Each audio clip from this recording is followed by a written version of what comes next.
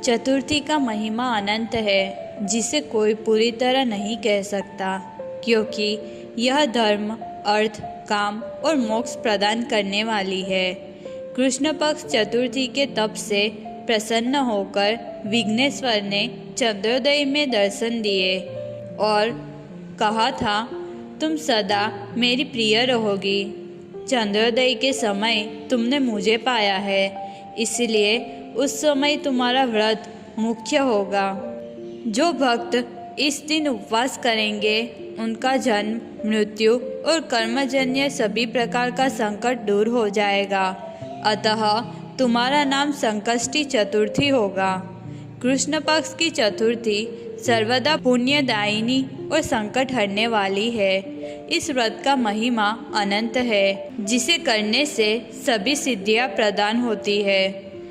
भाद्रपद कृष्ण चतुर्थी भी 4 चतुर्थियों के समान फलदायिनी है, क्योंकि इसी समय गणेश जी वरदाता बने थे।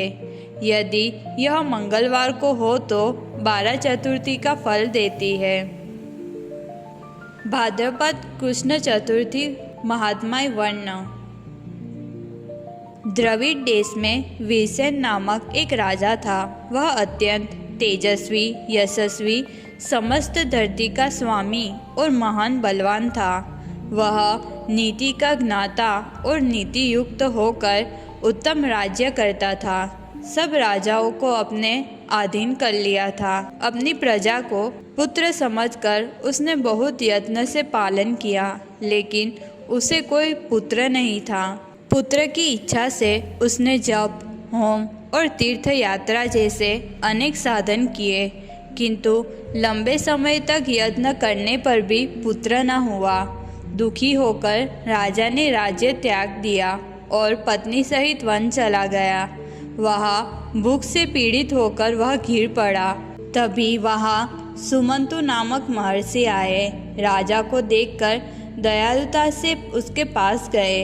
वह महर्षि वेद, वेदांग और समस्त शास्त्रों के ज्ञाता, पुराणों के पंडित, महायोगी, व्यास जी के शिष्य और महान तेजस्वी थे। राजा वीरसेन ने उन्हें देखा और तुरंत उठकर पत्नी सहित हाथ जोड़कर प्रणाम करने लगा और कहा, हे मुने, आपके दर्शन से मेरा जन्म, कर्म, माता पिता, कुल, यश, विद्या सब धन्य हो गए। मैं पापी राज्य छोड़कर पुत्र प्राप्ति के इच्छा से यहाँ आया हूँ। पूर्व जन्म के पुण्य से आज मुझको आपके दर्शन हुए हैं। हे विप्रश्रेष्ठ, बहुत प्रयत्न करने पर भी पुत्र नहीं हुआ। अब मैं आपकी कृपा में ही सुखदायक उपाय देखता हूँ। राजा की यह बात सुनकर महर्षि सुमंतु प्रसन्न हुए और बोले, हे राजेंद्र, चिंता मत करो। निसंदेह तुम्हें पुत्र होगा, जो कुल का उद्धारक होगा। मेरा हितकारी वचन सुनो। तुम्हारे राज्य में चतुर्थी व्रत नष्ट हो चुका है, इसलिए तुम पुत्रहीन हो गए हो, और सभी व्रतों में चतुर्थी व्रत सबसे प्रधान और सर्वसिद्धिदायक है। यह धर्म, अर्थ, काम और मोक्ष चारों पुरुषार्थ देता है। तुमने बहुत पुण्य कर्म किए हैं, किंतु यह सब चतुर्थी व्रत के बिना अधूरा है। राजा ने कहा, हे ब्राह्मण, गणेश जी का ज्ञान बताइए। वह चतुर्थी व्रत क्यों सबसे श्रेष्ठ है? मैं सदा उसका पालन करना चाहता हूँ। महर्षि सुमंतु बोले, हे राजेंद्र, गणेश जी का वास्तविक स्वरूप कौन बता सकता है? अब आप उपाधियों सहित जो ज्ञान है वह सुनो। मैं तपस्या के प्रभाव से पूरे मंडल में श्राप देने और वरदान देने की शक्ति रखने वाला बन गया था। फिर कठोर तपस्या के द्वारा मेरे भीतर ज्ञान उत्पन्न हुआ। जब वह प्रकट हुआ तो मैं आश्चर्यचकित हो गया। फिर जड़ादि अनेक अवस्थाओं को सिद्ध करता हुआ मैं विभिन्न ब्रह्म के भेदों में स्थित हुआ और ब्रह्मधारक बन गया। ऐसे क्रम से मैं अपने स्वानंद स्वरूप में स्थित हो गया और शांति और सुखदायन में लीन होकर स्वभाव से ही ब्रह्म स्वरूप बन गया।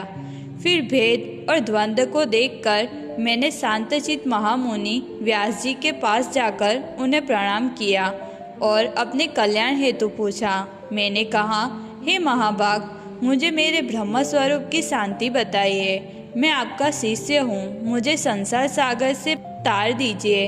इस प्रकार पूछने पर उस महायोगी ने प्रसन्न होकर कहा, मैं तुम्हें गणेश ज्ञान कराने वाला उपदेश बताऊंगा।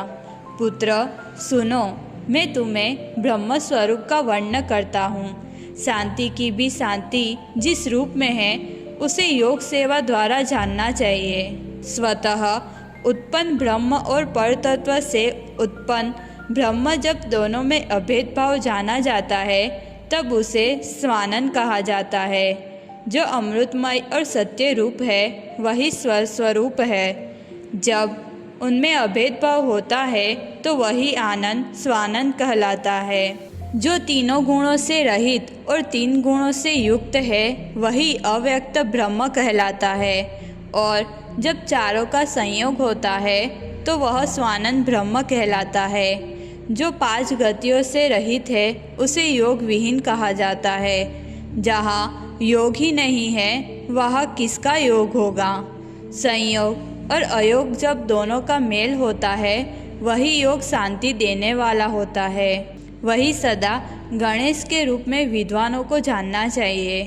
गण भीतर और बाहर योग के द्वारा अनादि ब्रह्म रूप कहे गए हैं, उन्हें योग सेवा से जानना चाहिए।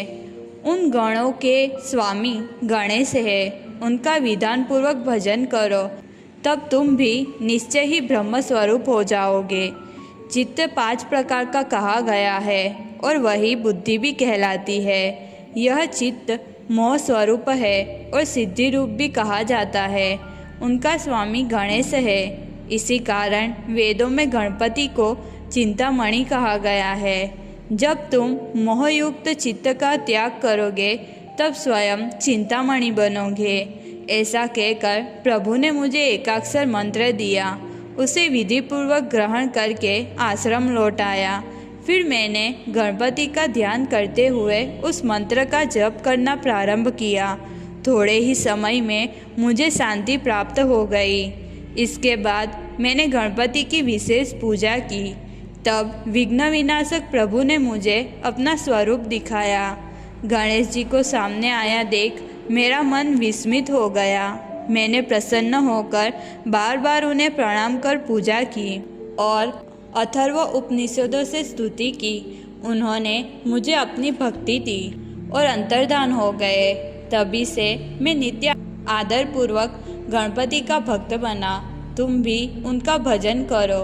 ऐसा कहकर उस मुनि श्रेष्ठ ने उसे एकाक्षरी मंत्र दिया और फिर अंतर्धान हो गए। राजा अपनी पत्नी सहित उन्हें प्रणाम किया और नगर लौटकर गणेश जी की उपासना करने लगा। तब भाद्रपद मास की कृष्ण चतुर्थी आई। नगरवासियों ने सबने मिलकर आदरपूर्वक यह व्रत किया। इसके बाद उसने विशेष रूप से शुक्ल और कृष्ण चतुर्थी का व्रत प्रारंभ किया। उस व्रत के पुण्य से राजा को पुत्र हुआ और नगरवासी रोग मुक्त स्वस्थ हो गए। राजा ने अंत में राज्य त्याग कर पत्नी सहित गणेश की उपासना की और गणलोक जाकर ब्रह्ममय हो गए। अब एक और कथा सुनो। आंध्र प्रदेश में एक अत्यंत पापी मछुआरा रहता था। वह झूठा, हिंसक, चोर, व्यभिचारी और दुष्कर्मी था। एक बार भाद्र कृष्ण चतुर्थी पर वह संयोग से निराहार रहा। रात को घर लौटा और चंद्रोदय पर उसने अपने परिवार के साथ भोजन किया। पंचमी को सर्पदंश से उसकी मृत्यु हो गई। गणेश के गण उसे लेकर आनंदपुर ले गए। गणेश जी का दर्शन पाकर वह ब्रह्म रूप हो गया। जो भी इस महात्मा को सुनता या पढ़ता है उसे इच्छित फल प्राप्त होता है।